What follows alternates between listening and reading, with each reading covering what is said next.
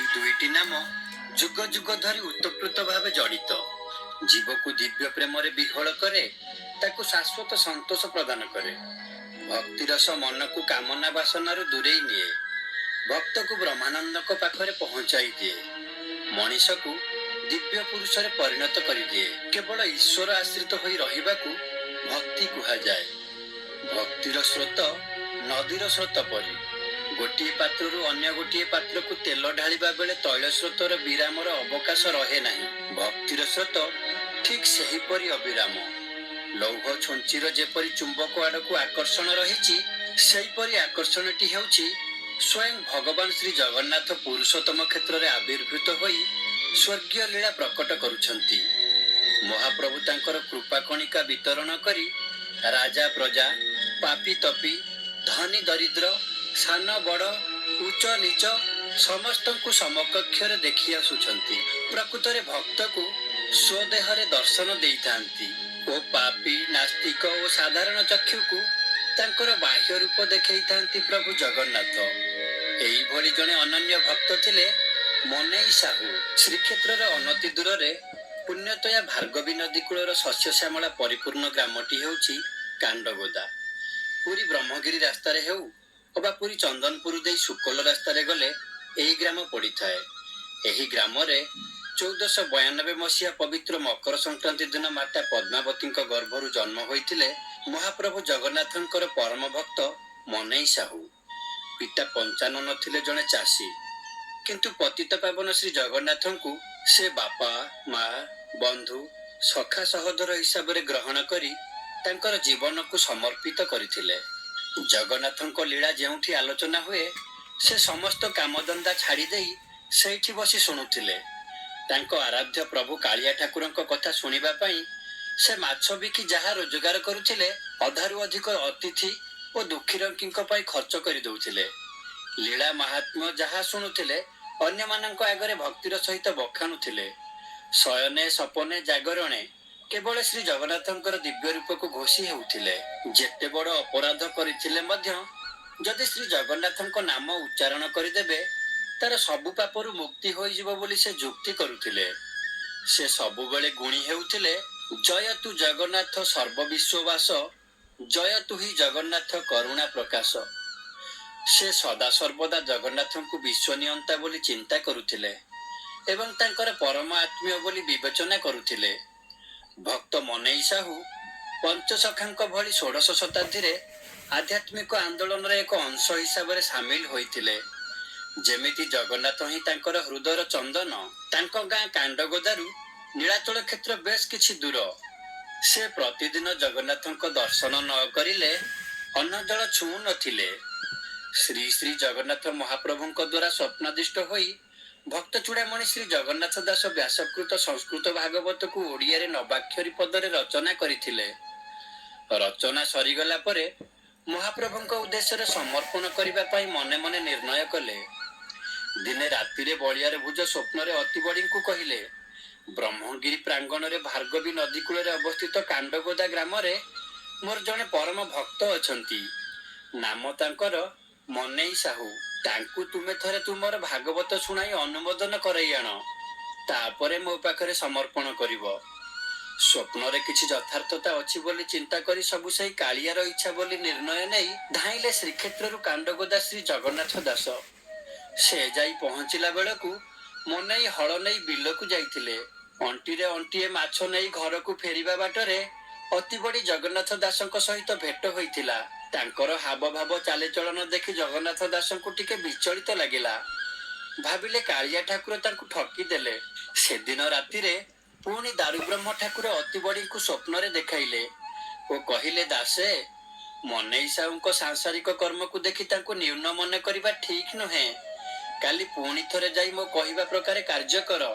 ପ୍ରଭାତରୁ କାଖରେ ଭାଗବତ ପୋଥି ଧରି ଧାଇଁଲେ ମନେଇ ସାହୁ କୁଟୀରକୁ ଶ୍ରୀ ଜଗନ୍ନାଥ ଦାସ। ଘରେ ମନେଇ ସାହୁଙ୍କ ସହିତ ଭେଟ ହୋଇଥିଲା। ଅତିବଡୀ ଜଗନ୍ନାଥ ଦାସଙ୍କ ଠାରୁ ସବୁ କଥା ଶୁଣି ମନେଇ ଶ୍ରୀ ଜଗନ୍ନାଥଙ୍କ ଉଦ୍ଦେଶ୍ୟରେ ପ୍ରଣତି ଢାଳି ଏହି ଅଲିଭ୍ୟ ପୋଥିକୁ ଲେଉଟାଇଲେ। ଭାଗବତ ପୂର୍ବରୁ ଶ୍ରୀମଦ୍ ଯୋଡ଼ିଲେ ଏବଂ ନିଜ ରଚିତ କିଛି ନବାକ୍ଷରୀ ଉପାଦେୟ ଦାସଙ୍କ ଲିଖିତ ପୋଥିରେ ଉପଯୁକ୍ତ ସ୍ଥାନରେ ସ୍ଥାନିତ କରିବାକୁ ପରାମର୍ଶ ଦେଲେ। ଶେଷରେ ସେଇଆ ହେଲା। ମନେଇ ସାହୁଙ୍କର ଭକ୍ତି ପରାକାଷ୍ଠା ଜଗତବାସୀ ଜାଣିଲେ। ସେଇଦିନ ଠାରୁ ମନେଇଙ୍କର ଅତି ବଡ଼ି ଜଗନ୍ନାଥ ଦାସଙ୍କ ସହିତ ଆତ୍ମୀୟତା ବଢିଗଲା। ଶ୍ରୀକ୍ଷେତ୍ରରେ ଉଭୟ ମହାଭକ୍ତଙ୍କର ଦୈନିକ ମିଳନ ହେଲା। ଦୈନିକ ପୁରାଣ ଚର୍ଚ୍ଚା, ମହାପ୍ରଭୁଙ୍କ ଲୀଳା ମାହାତ୍ମ୍ୟ ମୁଖ୍ୟ ଆଲୋଚନାର ବିଷୟ ହେଲା। ମନଇ ପ୍ରତିଦିନ ଶ୍ରୀକ୍ଷେତ୍ରକୁ ଯାତ୍ରା କରନ୍ତି, ପ୍ରଭୁଙ୍କର ଦର୍ଶନ କରନ୍ତି, ଅତି ବଡ଼ି ଶ୍ରୀ ଜଗନ୍ନାଥ ଦାସଙ୍କ ସହିତ ପୁରାଣ ଆଲୋଚନା କରନ୍ତି ଓ ଦିନ ଗଡ଼ିଗଲେ ପୁଣି ମାଙ୍କ ପାଖକୁ ଫେରି ଆସନ୍ତି। ଯିବା ଆସିବା ବେଳେ ସୁଦୂର ପଥରେ ଲୀଳାମୟଙ୍କର ଲୀଳା କୀର୍ତ୍ତନରେ କଟିଯାଏ। କାଳକ୍ରମେ ମନଇ ବାର୍ଦ୍ଧକ୍ୟରେ ଉପନୀତ ହେଲେ। ପ୍ରତିଦିନ ଏତେ ବାଟ ଯାଇ ଆସି ପ୍ରଭୁଙ୍କର ଶ୍ରୀମୁଖ ଦର୍ଶନ କରିବା ତାଙ୍କ ପକ୍ଷେ ବହୁତ କଷ୍ଟସାଧ୍ୟ ହେଲା। ତଥାପି ନିଜ ଶରୀରର ଦୁଃଖ କଷ୍ଟକୁ ଖାତିର ନ କରି ମନକୁ ଦୃଢ଼ କରି ପ୍ରତ୍ୟହ ଦର୍ଶନକୁ ଅବ୍ୟାହତ ରଖିଲେ। କାରଣ ରାତି ପାହିଲେ ସକାଳ ହେବା ମାତ୍ରେ ସେ ନିଜକୁ ଥୟ ଧରି ରଖିପାରୁନଥିଲେ। କରୁଣାମୟଙ୍କ ପାଦପଦ୍ମକୁ ଦର୍ଶନ କରିବାକୁ ମନ ତାଙ୍କର ଉଦ୍ବେଳିତ ହୁଏ। ସେ କୌଣସି ବାଧାବିଘ୍ନକୁ ମାନୁ ନଥିଲେ। ସେହିପରି କରୁଣାମୟଙ୍କର ଚକା ଆଖିକୁ ଦର୍ଶନ କରିବା ପାଇଁ ପ୍ରତିଦିନ ଶ୍ରୀକ୍ଷେତ୍ରକୁ ତାଙ୍କର ଯିବା ଆସିବା ଲାଗି ରହିଥିଲା।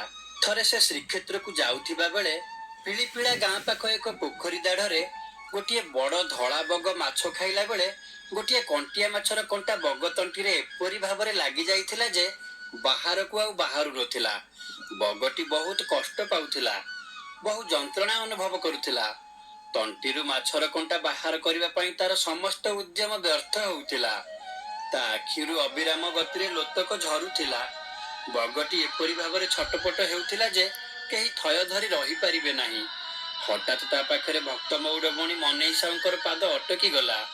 ଅତ୍ୟଧିକ ବୟସ ଯୋଗୁଁ ମନଇ ସିଧା ହୋଇ ଠିଆ ହେଇପାରୁନଥାନ୍ତି। ମନସ୍ଥ କରି ଘରୁ ବାହାରିଥିଲେ, ପ୍ରାଣର ଠାକୁରଙ୍କ ସହିତ ଆଜି ହେବ ଶେଷ ଦର୍ଶନ। ତାଙ୍କର ହୃଦୟ ବଗର ଛଟପଟ ଅବସ୍ଥା ଦେଖି ତରଳି ଗଲା।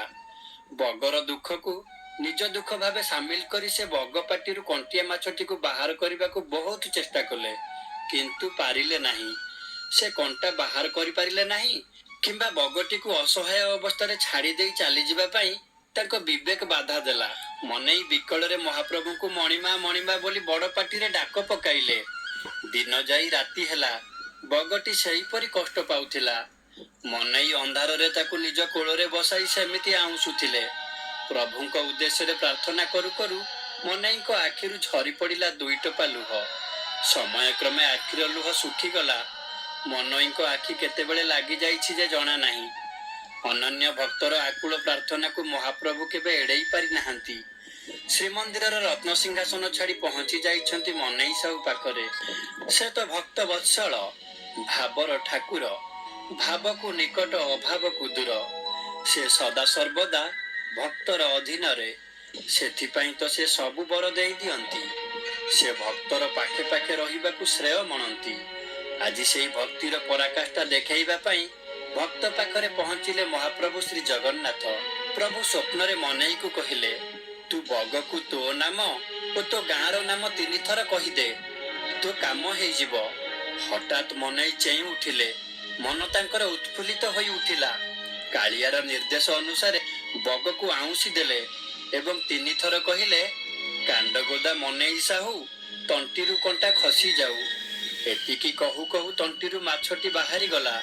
ବଗଟି କୃତଜ୍ଞତାପୂର୍ଣ୍ଣ ନୟନରେ ମନେଇ ସାହୁଙ୍କ ଗାଲରେ ଘଷି ହୋଇ ପରମ ଆନନ୍ଦରେ ଉଡ଼ିଗଲା।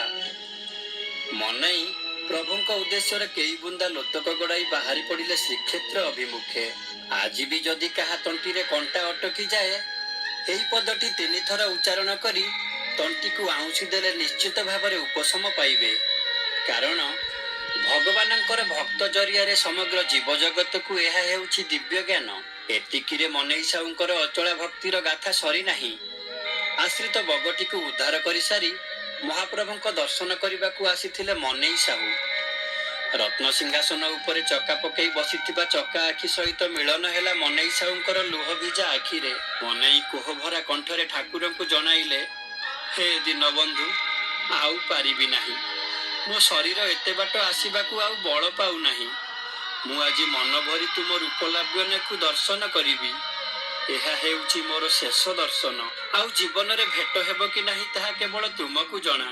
ମୋ ଗୁହାରି ଶୁଣୁ ଶୁଣୁ ସମୟ ଅତିବାହିତ ହୋଇ ଯେପରି ଅନ୍ୟ ଭକ୍ତମାନଙ୍କ ପ୍ରତି ଅବିଚାର ନ କର ପ୍ରଭୁ, ମତେ ମେଲାଣି ଦିଅ ପ୍ରଭୁ।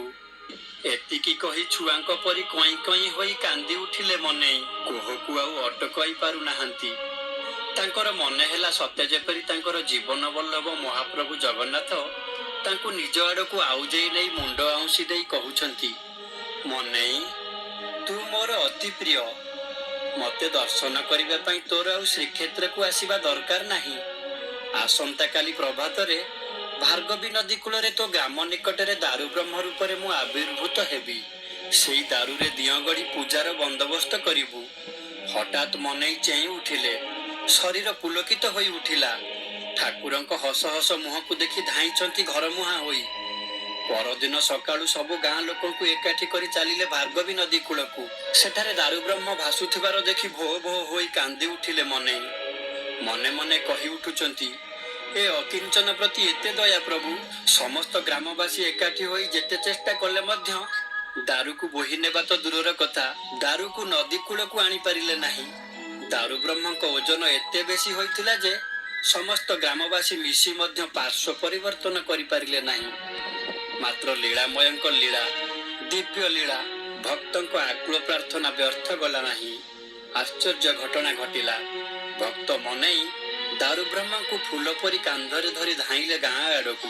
ଶଙ୍ଖ, ହୁଳହୁଳି, ହରିବୋଲ, ଝାଞ୍ଜ, ମୃଦଙ୍ଗ ଶବ୍ଦରେ ଗଗନ ପବନ ମୁଖରିତ ହେବାକୁ ଲାଗିଲା। ଗ୍ରାମବାସୀମାନେ ମନେଇଙ୍କ ପିଛା ଧରିଲେ। ସୁଦକ୍ଷ କାରିଗରଙ୍କ ଦ୍ୱାରା ମୂର୍ତ୍ତି ଗଢ଼ା ହେଲା। ବିଧି ବିଧାନ ସହିତ ତିନି ଠାକୁର ପ୍ରତିଷ୍ଠିତ ହେଲେ। ନାମ ତାଙ୍କର ହେଲା ତ୍ରିଦେବ।